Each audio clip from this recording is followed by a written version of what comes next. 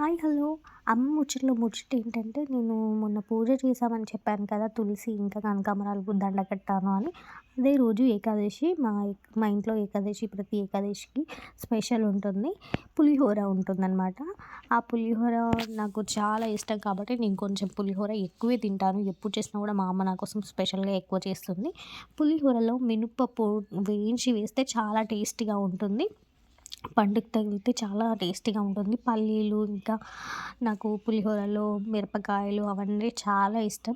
మినపప్పు అంటే చాలా ఇంకా ఇష్టం. అందుకే కొంచెం నేను పులిహోర పసుపు కలిపి ఇచ్చినా కూడా పులిహోర అని ఇస్తే తినేస్తాను.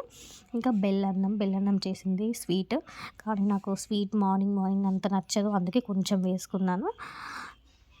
అంత ఎక్కువగా వేసుకోలేదు. ఇంకా దద్దోజనంలో మిరపకాయ కూడా బాగుంటుంది.